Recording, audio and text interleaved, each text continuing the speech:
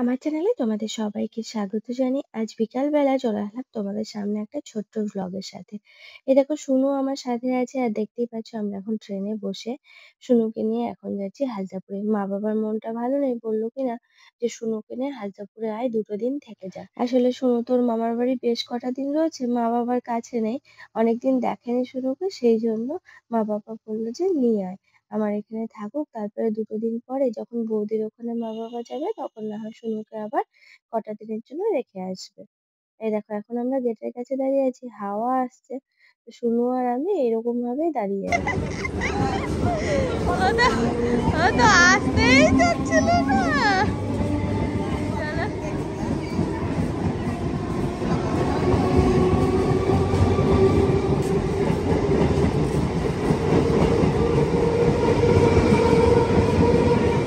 চলো, বলছি আমি কি আবার চলে যাব? যাবো না, চলো।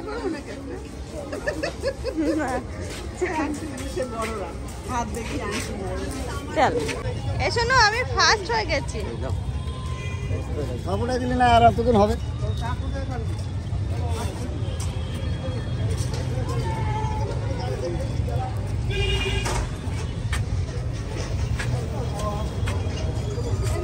সব ভুলে যাও না। ওই মা মায়ের দরকার মেটাচ্ছে আর আমি আর শুনু এখানে দাঁড়িয়ে আছে। আমি তো দাঁড়িয়ে আছি, শুনু এখন দোল খেলছে।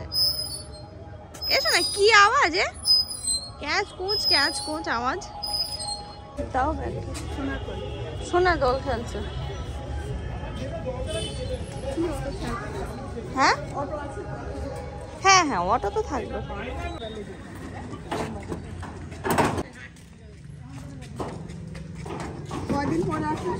আমরা বাড়িতে এসে পৌঁছালাম পাগলিটাকে নিয়ে।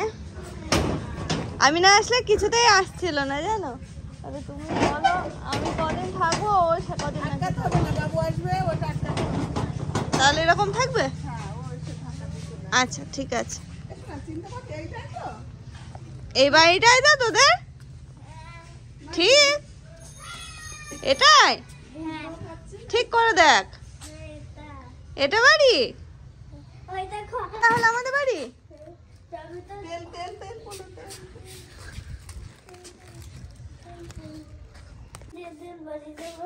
হ্যাঁ, এর মধ্যে থেকে তোমার পছন্দেরটা নিয়ে যাবে।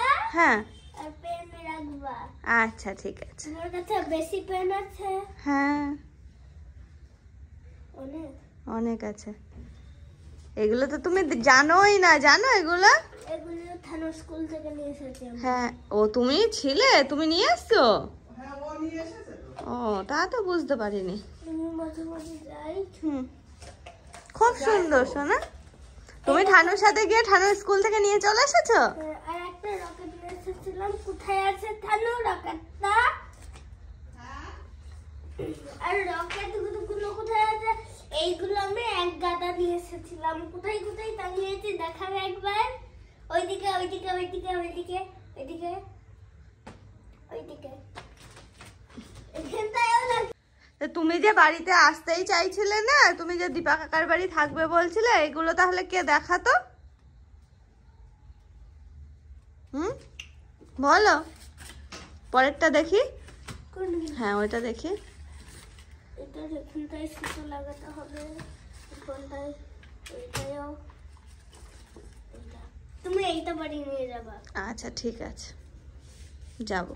আর সুতো লাগাবে এখানটায় এরকম ভাবে, তারপর দেওয়ালে টাঙিয়ে দেবা। আচ্ছা ঠিক আছে। তুমি রাখো, আমি এখনই চলে যাব বাড়ি।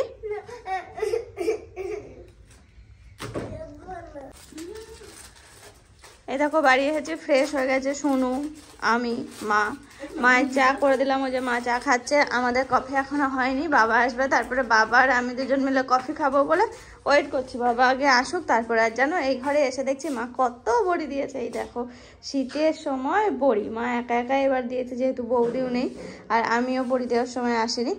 তো দেখো মা এত দিয়েছে, প্লাস আরও কত কত বড়ি দিয়ে রেখেছে, দেখেছো? বলছি এত বড়ি কেন দিয়েছো? সবাইকে দেবে তো সেই জন্য নানান রকম বড়ি টড়ি দিয়ে রেখে দিয়েছে।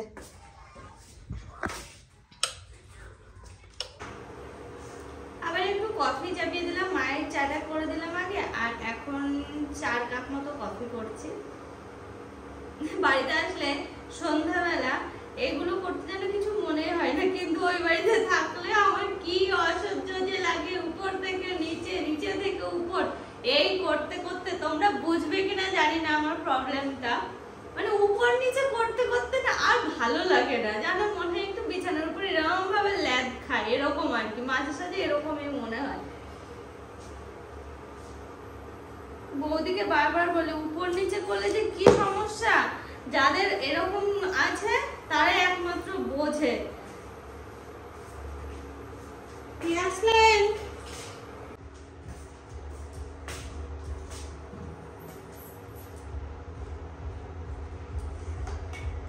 কফিটা করা হয়ে গেছে। কফিটা এখন করার কারণ কি জানো, ওই দাদার দোকান থেকে একজন আসবে, দাদার একজন অফিসার আসবে, তো সেই কারণে আর কি কফিটা করা হলো। বলছিলাম না যে বাবার আর আমার জন্য করছি, দেখো তারপর বাবা আসলো, বললো যে সবার জন্য করতে, তো সেরকম ভাবে 4 কাপ মতো কফি করে ফেললাম। আর এখন এসে পৌঁছায়নি বলে এই অবস্থাতেই রয়েছে, ছেঁকতেও পাচ্ছি না, না আসলে ঠান্ডা হয়ে যাবে, এখন শীতের সময় না, ঠান্ডা হয়ে যাবে। কোনটা তুলবে? তোলো। একটা লিপি জলে নেবো, একটা তুই নিয়ে যাবে। তোর এই পরপর দিকে তুলবো। তোলো, একটা পায়ে রাঙা যাবে, আর একটা পরে রাখেন দেবো। ওই পরপর 3টে রয়েছে, 3টে তুলে ফেলো। আজকে 3টে তুলবে না কাল? পরে তুলবে একটা।